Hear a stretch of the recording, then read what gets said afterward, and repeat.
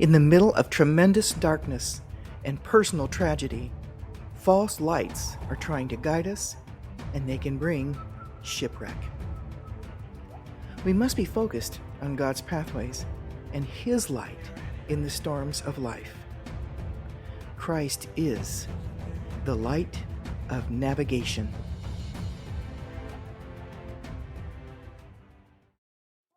Hello and welcome to the Light of Navigation and the God Stories.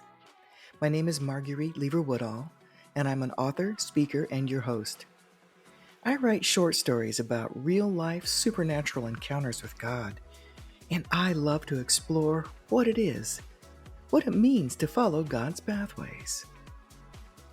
In this 8th episode of the God Stories, called God and the Wayward Purse, a fearful episode for someone turns into a God moment of restoration. And I had a front row seat to it all. Come, join me in the adventures of the God Stories and experience the encounters with the goodness of God, even in the middle of our life storms. A loud, fear-filled voice echoed through the grocery store. As I stood behind the counter in my department a few yards away, a woman yelled, "Someone has stolen my purse from my grocery cart. Someone do something. Oh my gosh, what am I going to do?" The store manager and several front-end employees ran to the screaming woman at the checkout area. A fireman stood in line with a cell phone in hand, dialing the local police department. The woman's voice was filled with abject terror and despair. It made me wonder briefly if a nervous breakdown was imminent. In the middle of managing the floral department, I was very near the situation that was unfolding at the check stands. You couldn't miss it. I stopped my work at the counter and started praying out loud, yet just under my breath, and I said, "Lord, there have been so many times I've misplaced my purse or forgotten it somewhere over the years. You have been faithful in returning it to me every time when I prayed and asked you to. Would you do the same for this dear lady crying out in fear because of this possible loss?" This scenario is a woman's worst nightmare.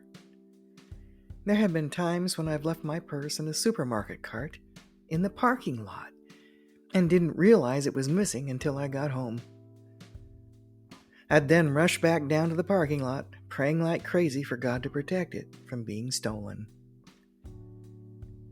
I've done this 3 different times over the years, and it was still in the cart untouched when I drove back and found it, or it had been turned into the customer service office of the nearby store.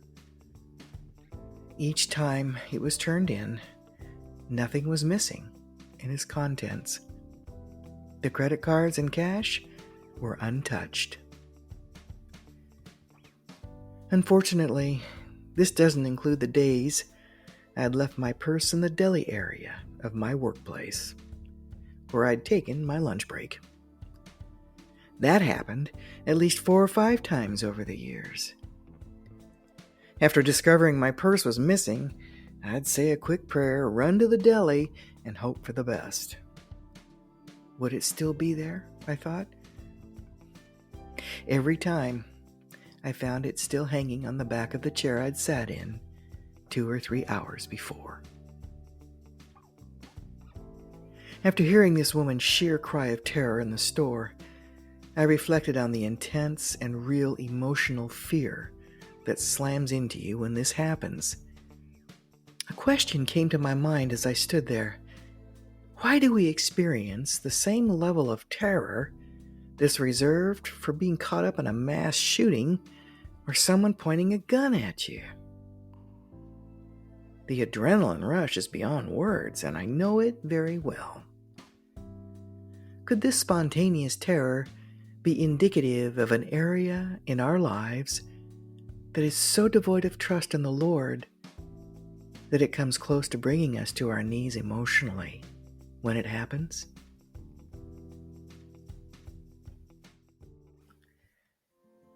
When I think of misplaced items, I remember a day years ago when I was frantically looking for my car keys. I had searched every inch of the house for over an hour and couldn't find them. I was living in a 14 by 52-foot trailer at the time. I mean, come on. There aren't a lot of places to lose something in such a small space. In desperation, I threw my arms up in the living room where I was standing and said offhandedly, out loud, "Lord, would you please tell me where my keys are?" For the first time, and one of very few, I heard the audible voice of God in the room say, "They're in your purse, Marguerite." Lo and behold, that's where they were, at the bottom of my purse. It was rather shocking to hear someone else in the room speak, with no one visibly there but myself. By all accounts, my purses should have fallen victim to a thief over the years, but never did. I don't have Alzheimer's or dementia. I'm just one of those people who become preoccupied mentally with every task I must do all at once. I've already moved on mentally to what's next on my agenda in the middle of what I'm currently doing. My focus moves on to other things quite quickly, and something like a purse, keys, or whatever is forgotten because I've already moved on. Over time, I've slowly begun to let go of the horrific fear and panic that I would have when this happened to me. With each incident, the sudden terror's strength diminished more and more. This fear began to die away permanently when I chose to deliberately trust God in the moments when the panic would strike. Beyond that, over time, I eventually found myself living in great peace emotionally and trusting Him even if a thief did take it.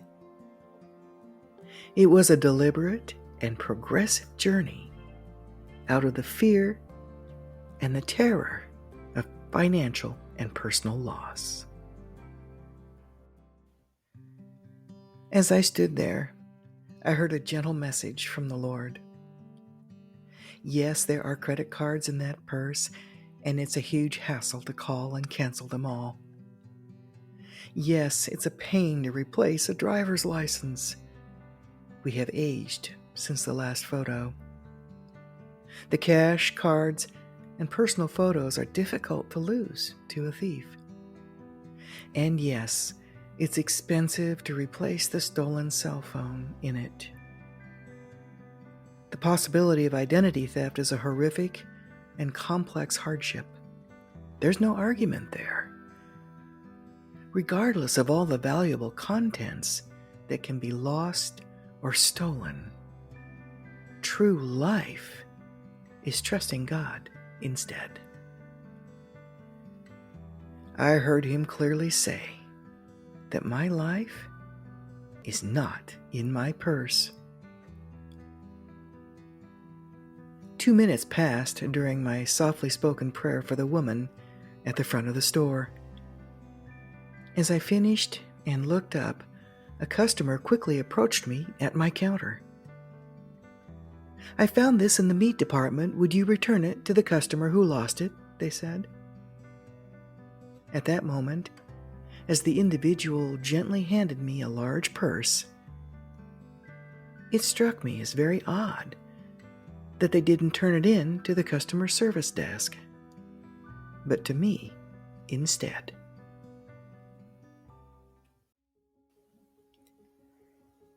Therefore I tell you, do not worry about your life, what you will eat or drink, or about your body, what you will wear. Is not life more than food, and the body more than clothes? Look at the birds of the air. They do not sow or reap or gather into barns, and yet your heavenly Father feeds them. Are you not much more valuable than they? Who of you, by worrying, can add a single hour to his life? Matthew 6:25 through 27.